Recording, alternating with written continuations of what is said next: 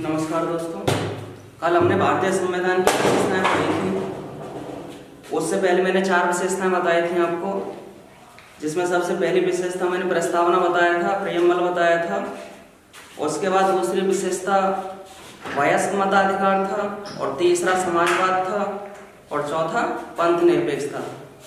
और उसके बाद भी और भी मैंने विशेषताएं बताई थी, पूरी विशेषताएं बता दी, लेकिन लिखाया मैंने 4 विशेषताओं में ही था। तो उन 4 के बदले पंथ निरपेक्षता के बाद की जितनी भी विशेषताएं हैं, उन विशेषताओं में आज मैं लिखाऊंगा। वो कल मैंने केवल समझाई थी आपको। तो 4 विशेषताओं में तो एक्सप्लेनेशन लिख लिया आपने कि पंथ निरपेक्षता क्या था, वयस्क मताधिकार क्या था, प्रस्तावना क्या था। अब जो नेक्स्ट विशेषता है शुरू करना, 4 तो लिखा दी मैंने, 5वीं से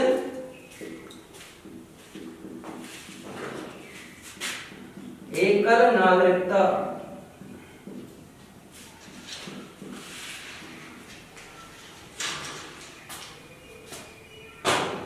भारतीय संविधान में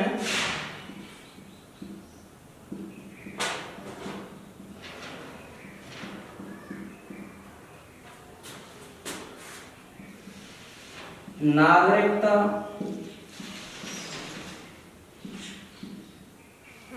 के प्रावधान, नागरिकता के प्रावधान का उल्लेख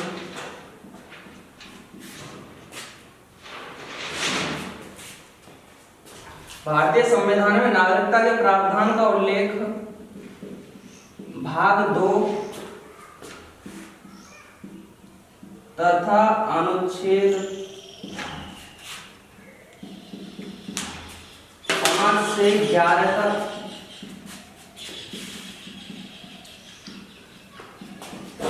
किया गया है। भारतीय संविधान में नागरिकता के प्रावधान का उल्लेख भाग 2 अनुच्छेद 5 से 11 तक किया गया है। भारत के संविधान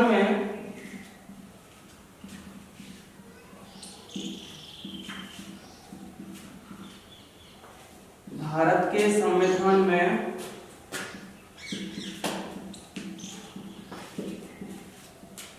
नागरिकता के प्रावधान को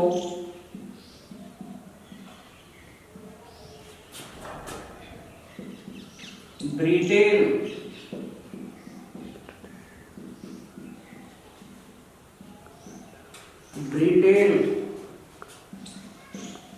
के संविधान से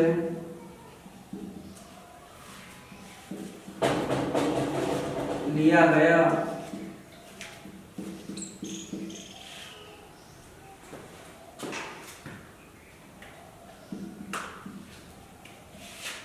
अतः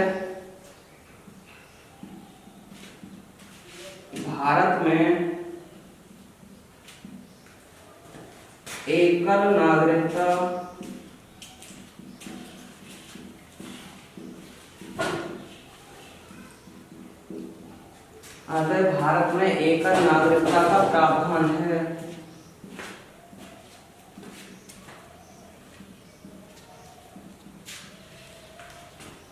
अर्थात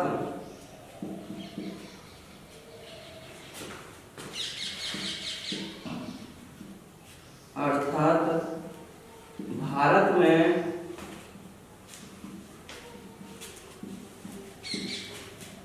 व्यक्ति की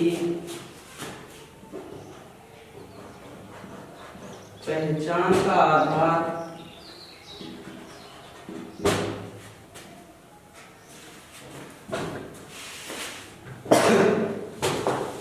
केवल देश को माना गया है।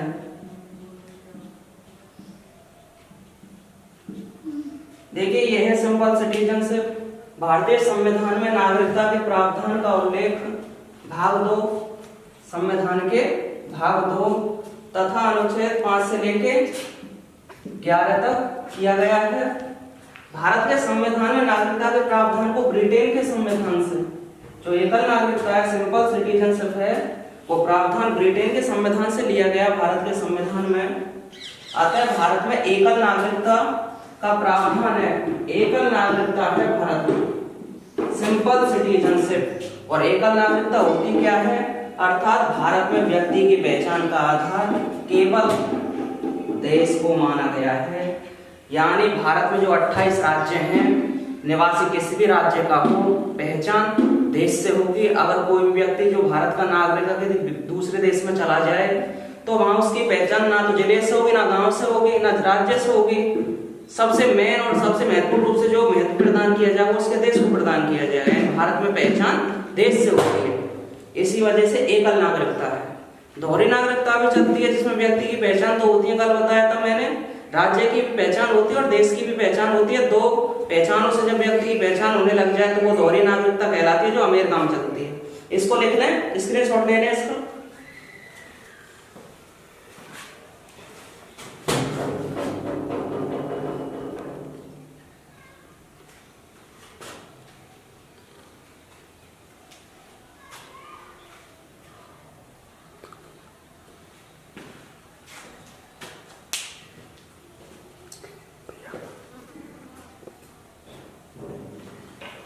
अगर दूसरी विशेषता देखें,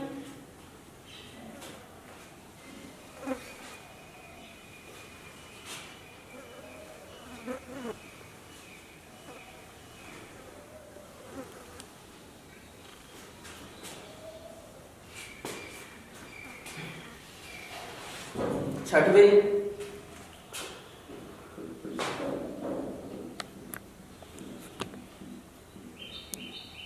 संसदीय शासन प्रणाली, ये भी भारतीय संविधान की एक महत्वपूर्ण विशेषता है। क्या है संसदीय शासन प्रणाली? भारत के संविधान में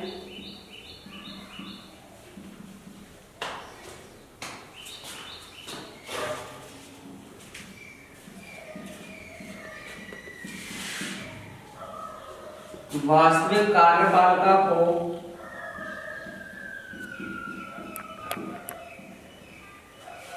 भारत के संविधान में वास्तविक कार्यपालिका को प्रधानमंत्री, यानी भारत के प्रधानमंत्री, प्राइम मिनिस्टर तथा उसकी मंत्रिपरिषद, भारत के संविधान में वास्तविक कार्यपालिका को प्रधानमंत्री तथा उसकी मंत्रिपरिषद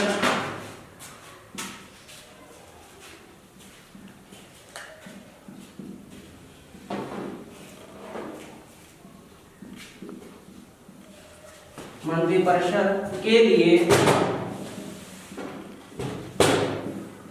प्रदान किया गया है। यानी भारत के संविधान में वास्तविक कार्यपालिका को प्रधानमंत्री तथा उसकी मंत्रिपरिषद के लिए प्रदान किया गया है। वास्तविक शक्तियां मंत्रिपरिषद के पास होंगी और प्रधानमंत्री के पास होंगी। ऐसे ही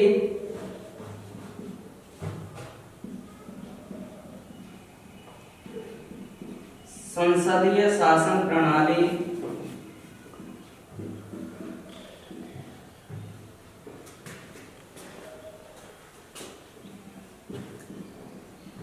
कहा जाता है।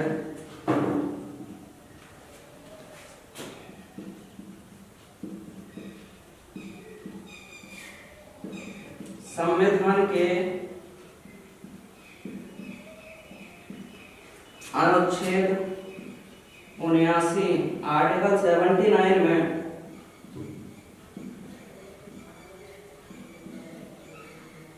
संपूर्ण भारत के लिए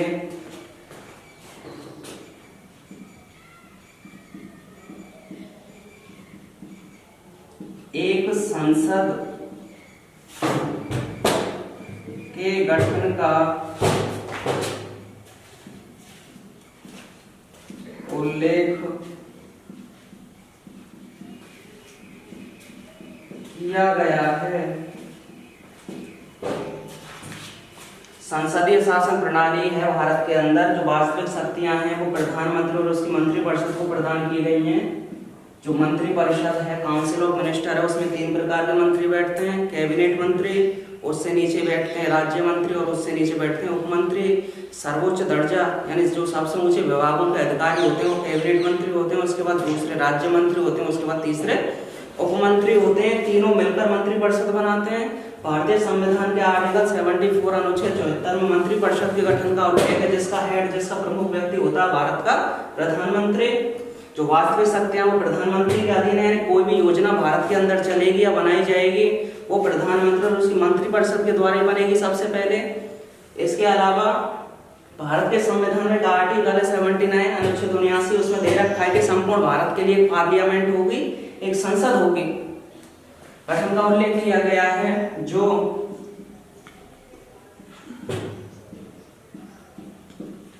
राष्ट्रपति,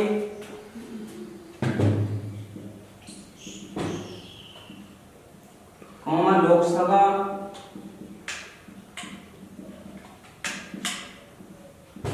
राज्यसभा से मिलकर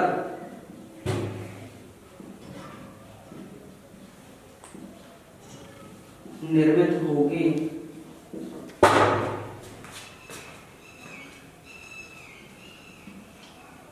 यहाँ ये ध्यान रखना, अगर संसद के अंग पूछे जाएं तो संसद के अंग 3 आएंगे। राष्ट्रपति होगा सबसे ऊपर, लोकसभा होगा, राज्यसभा। अगर सदन पूछे जाएंगे तो 2 सदन होते हैं संसद के, लोकसभा सदन और राज्यसभा सदन। भारतीय संविधान में अनुच्छेद 81 आर्टिकल 81 में लोकसभा के गठन का उल्लेख है कि एक लोकसभा होगी। इसके अलावा आर्टिकल 80 यानी अनुच्छेद 80 में ये लिखा हुआ है कि भारत के लिए एक राज्यसभा होगी। यानी लोकसभा, राज्यसभा, राष्ट्रपति, ये तीनों अंग संसद का निर्माण करते हैं। इसमें 2 सदन है। लिख लें, इसको स्क्रीनशॉट ले लें।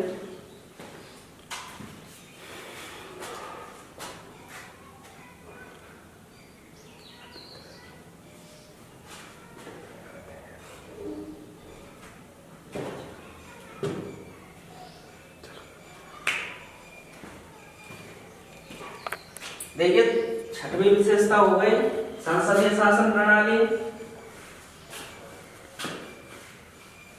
संसदीय शासन प्रणाली में एक संसद होती है जो लोकसभा, राज्यसभा से मिलकर बनती है।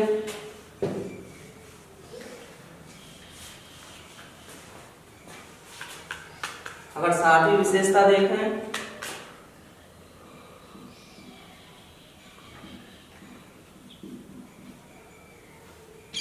संविधान संशोधन, ये भी भारत के संविधान की एक विशेषता है। इसको मैंने कल बता दिया था आपको, अब केवल लिखना है इसमें। भारत के संविधान में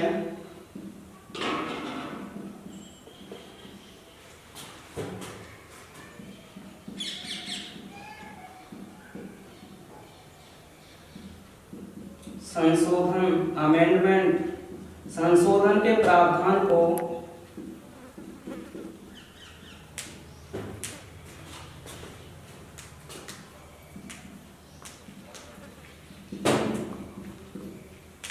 दक्षिण अफ्रीका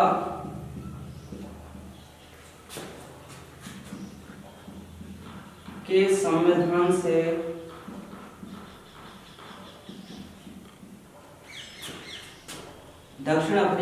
संविधान से लिया गया है।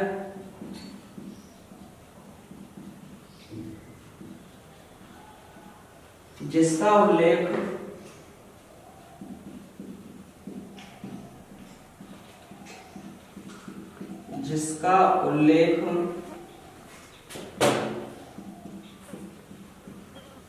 भारतीय संविधान के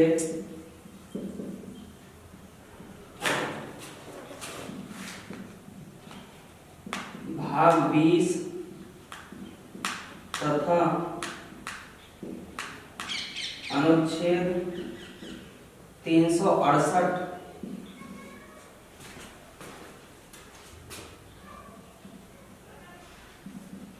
के के अंतर्गत किया गया है।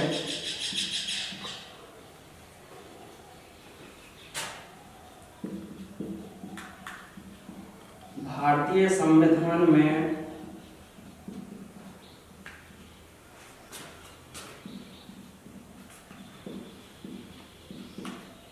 तीन प्रकार से संशोधन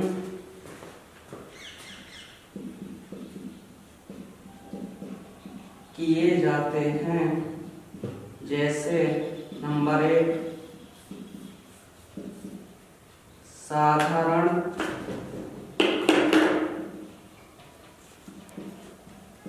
बहुमत से संशोधन। पहला संशोधन होता है साधारण बहुमत से। कोई भी नए राज्य का निर्माण करना हो या राज्य की सीमाओं में बदलाव करना हो, राज्य का नाम परिवर्तन करना हो, इस प्रकार के संशोधन साधारण बहुमत में आएंगे। दूसरे प्रकार का जो संशोधन है विशेष बहुमत से संशोधन। तीसरे संशोधन की बात करें विशेष बहुमत तथा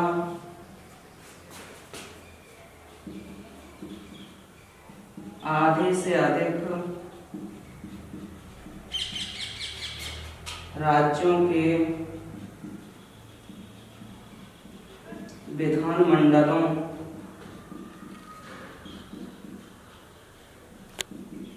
आधे से अधिक राज्यों के विधानमंडलों के समर्थन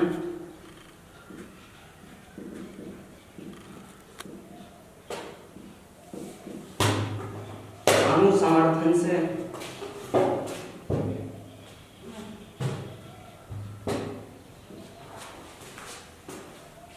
कोई भी नया राज्य बनेगा, सीमा बदलाव होगा साधारण बहुमत से। सबसे ज्यादा संशोधन होते हैं भारत के संविधान विशेष बहुमत द्वारा। सबसे प्रचलित विधि है संविधान संशोधन की, ज्यादातर संशोधन इसी से किए गए हैं। विशेष बहुमत यानी तीसरा विशेष बहुमत भी चाहिए, और आधे से अधिक जो राज्यों के विधानमंडल है उनकी भी स्वीकृति आवश्यक होती है। कब होता है इस प्रकार का संशोधन? जब राज्य और देश दोनों से जुड़ा हुआ मुद्दा हो। जब राज्य और देश दोनों से जुड़े हुए मुद्दे हों तो विशेष बहुमत और आधे से अधिक राज्यों के समर्थन की आवश्यकता होती है। ज्यादा संशोधन विशेष बहुमत से होते हैं, साधारण बहुमत से कम ही संशोधन किए जाते हैं। तीन प्रकार के संशोधन है। संविधान संशोधन का प्रावधान भाग 20 में है अनुच्छेद 368 के अंतर्गत, और ये प्रावधान जिस देश से लिया गया भारत के संविधान में दक्षिण अफ्रीका है। यानी भारत के संविधान में संशोधन के प्रावधान को दक्षिण अफ्रीका के संविधान से लिया गया है, जिसका उल्लेख भारतीय संविधान के भाग 20 अनुच्छेद 368 के अंतर्गत किया गया है। भारतीय संविधान में तीन प्रकार से संशोधन किए जाते हैं। पहला साधारण बहुमत से, दूसरा विशेष बहुमत से, और तीसरा विशेष बहुमत और आधे से अधिक राज्यों के विधानमंडलों के समर्थन से। स्क्रीनशॉट ले लें। देखिए, सात विशेषता को पढ़ लिया हमने संविधान संशोधन का प्रावधान। अब अगली विशेषता पढ़ेंगे। कुछ भी एक्स्ट्रा नहीं कराया जाएगा इससे आगे। विद्यालय में जो ऑनलाइन पढ़ाया जा रहा है पूरा है ये। जब भी विद्यालय स्टार्ट होगा, जब भी हम पढ़ाएंगे आपको, तो यही चीजें दोबारा पढ़ने को मिलेंगी, कोई संशोधन नहीं होगा इनमें। तो अच्छा रहेगा कि आप इसको लगातार या रेगुलर लिखते रहें, इससे आपको फायदा मिलेगा पढ़ाई में।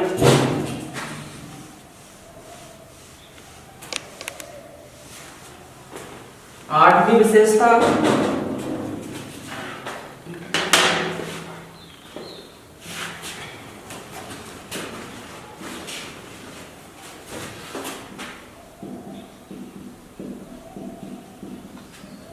आपातकालीन प्रावधान, इमरजेंसी प्रोविजन।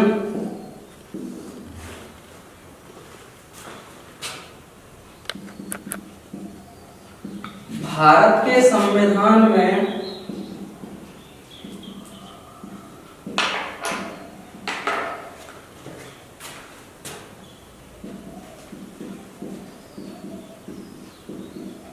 आपातकालीन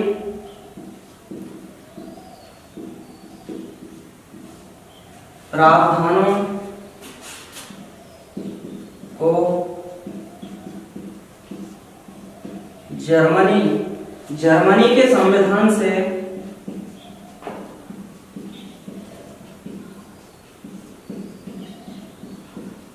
लिया गया है।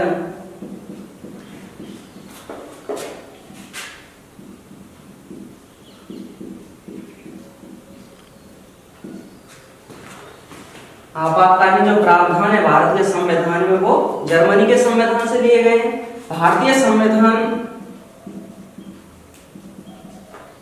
भारतीय संविधान में भाग 18 तथा अनुच्छेद 352 से 360 के अंतर्गत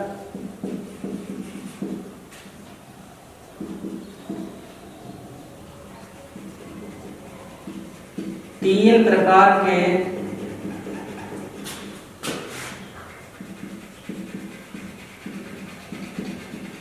आपातकालों का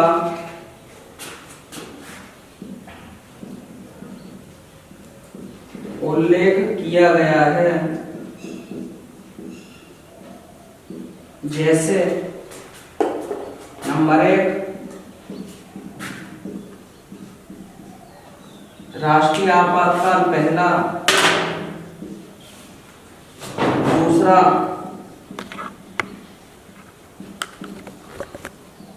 राष्ट्रपति शासन, तीसरा वित्तीय आपातकाल,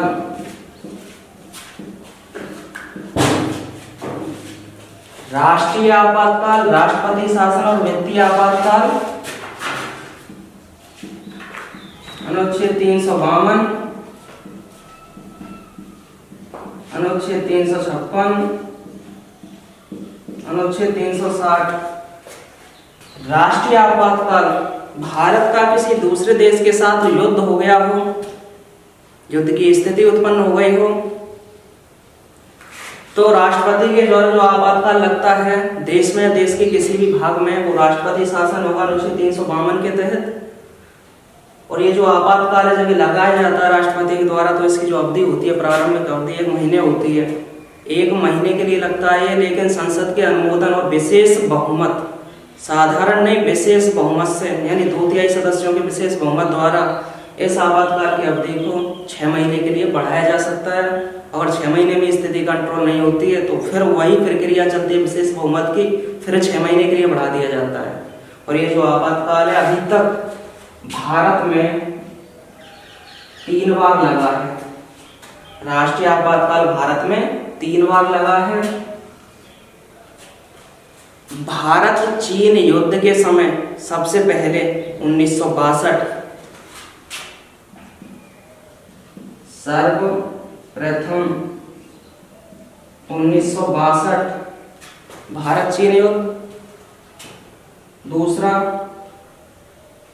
भारत पाकिस्तान युद्ध 1971 और तीसरा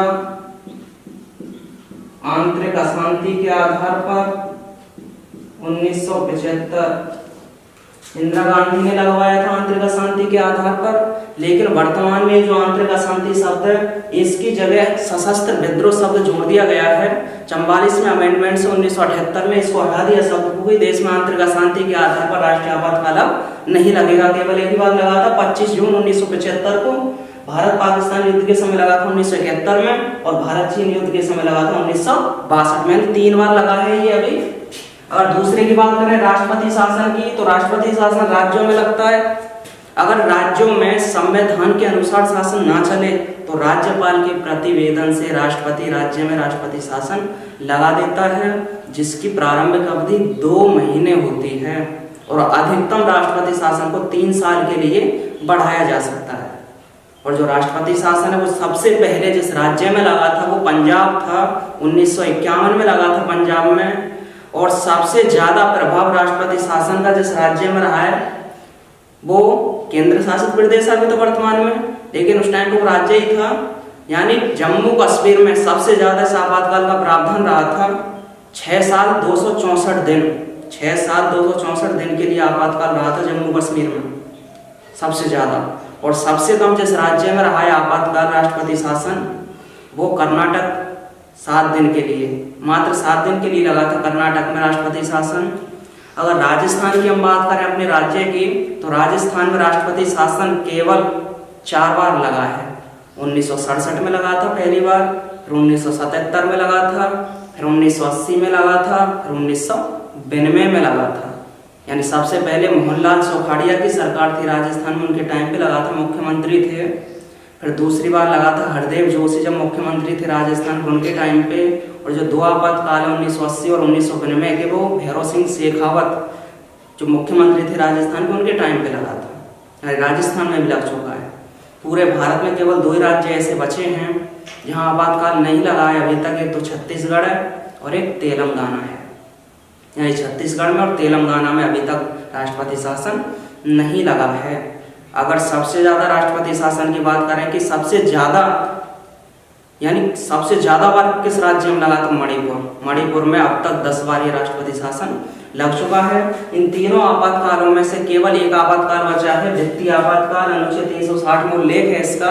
अभी तक भारत में इस आपातकाल का प्रयोग नहीं किया गया, नहीं लगा है। और ये लगता कब, जब देश में धन की कमी हो जाए, आर्थिक संकट उत्पन्न हो जाए, तब राष्ट्रपति इसको लगाता है, और अभी तक ये लगा नहीं है।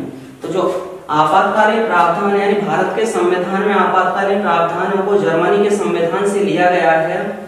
भारतीय संविधान में भाग 18 अनुच्छेद 352 से 360 के अंतर्गत 3 प्रकार के आपातकालों का उल्लेख किया गया है।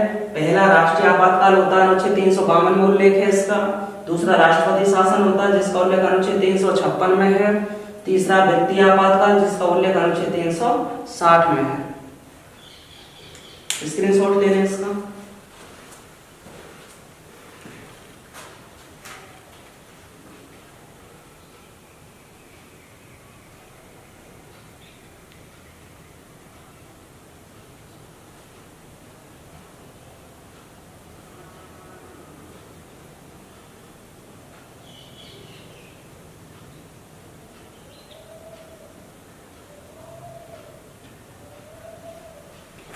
अगली विशेषता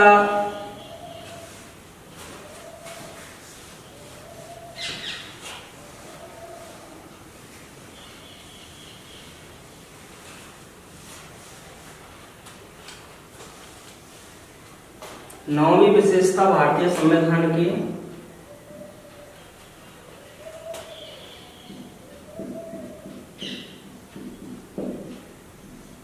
मौलिक अधिकारों का प्रावधान, फंडामेंटल राइट्स।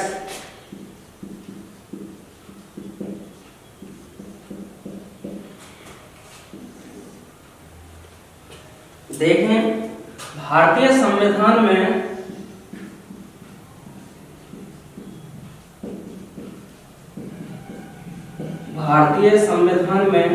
मौलिक अधिकारों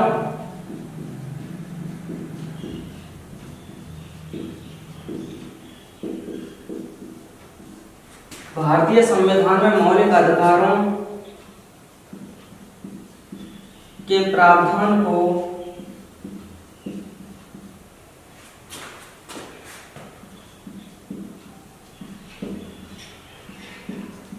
संयुक्त राज्य अमेरिका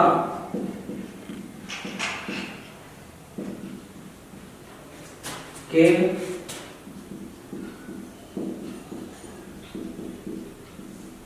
संविधान से लिया गया।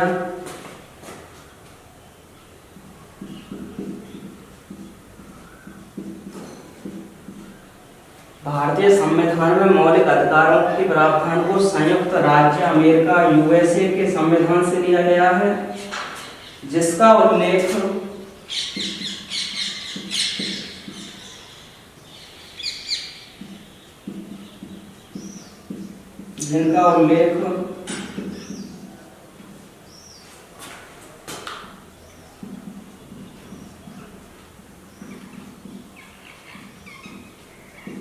भारतीय संविधान के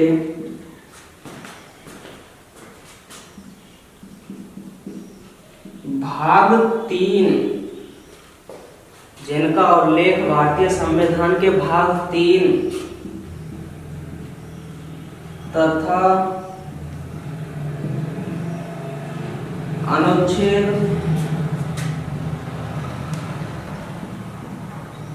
12 से 35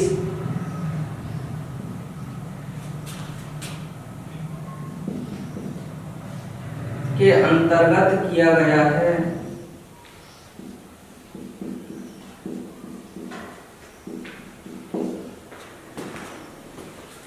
भारतीय संविधान में मौलिक अधिकारों के प्रावधान को संयुक्त राज्य अमेरिका के संविधान से लिया गया, जिनका उल्लेख भारतीय संविधान के भाग 3 तथा अनुच्छेद 12 से 35 के अंतर्गत किया गया है।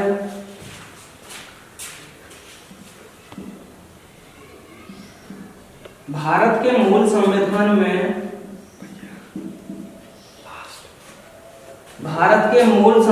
में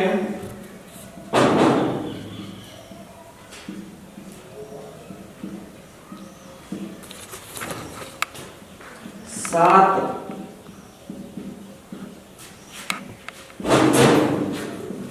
मौलिक अधिकारों का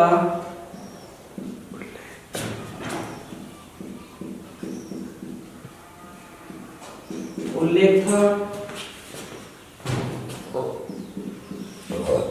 लेकिन 44वें संशोधन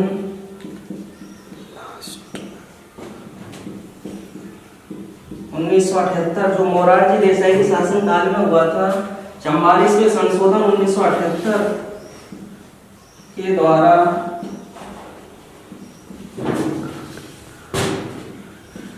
संपत्ति के अधिकार को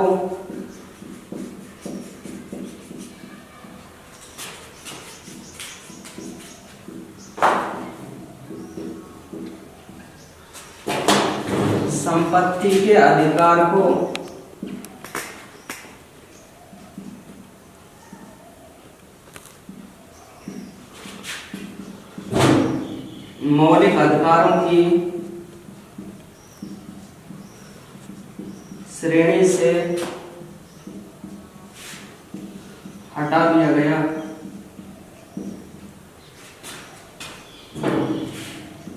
तथा वर्तमान में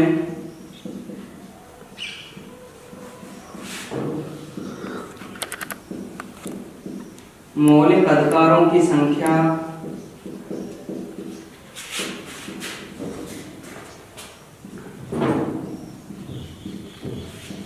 6 है। भारतीय संविधान में मौलिक अधिकारों के प्रावधान को संयुक्त राज्य अमेरिका के संविधान से लिया गया, जिनका उल्लेख भारतीय संविधान के भाग 3 में अनुच्छेद 12 से 35 के अंतर्गत किया गया है। भारत के मूल संविधान में 7 मौलिक अधिकार थे, लेकिन 44वां अमेंडमेंट 44वें संविधान संशोधन 1978 के द्वारा संपत्ति के अधिकार को आर्टिकल 31 अनुच्छेद 31 से हटाकर एक विधिक अधिकार बना दिया आर्टिकल 300 सेक्शन 1 के अंतर्गत। अब वर्तमान में 7 से घटकर मौलिक अधिकारों की संख्या रह गई 6, और वो 6 मौलिक अधिकार हैं। पहला, समानता का अधिकार। दूसरा है स्वतंत्रता का अधिकार।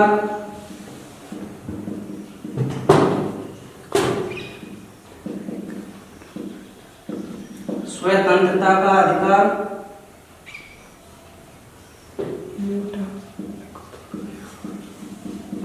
तीसरा, शोषण के विरुद्ध अधिकार।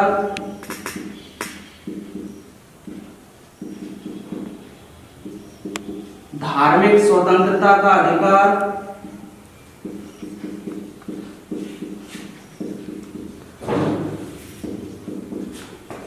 समानता का अधिकार पहला, स्वतंत्रता का अधिकार दूसरा, शोषण के विरुद्ध अधिकार तीसरा, धार्मिक स्वतंत्रता का अधिकार चौथा क्रम से है। ध्यान रखना यहाँ पर है तीनों क्रम से, समानता, स्वतंत्रता और शोषण।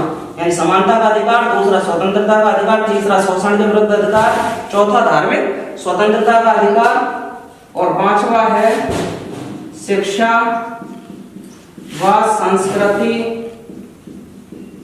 संबंधी अधिकार। पांचवा है शिक्षा व संस्कृति संबंधी अधिकार और छठवा है संवैधानिक उपचारों का अधिकार।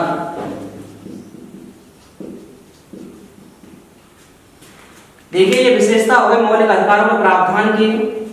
अब आगे की जो विशेषताएं हैं उनको अगली वीडियो में बताएंगे आपको। लेकिन ये जब जितनी विशेषताएं बताई गई हैं इनको रेगुलरली इसी प्रकार लिखने हैं, क्योंकि इनमें आप किसी प्रकार का संशोधन होगा नहीं। रेगुलर लिखते चलें और रेगुलर इनको याद करते चलें। धन्यवाद।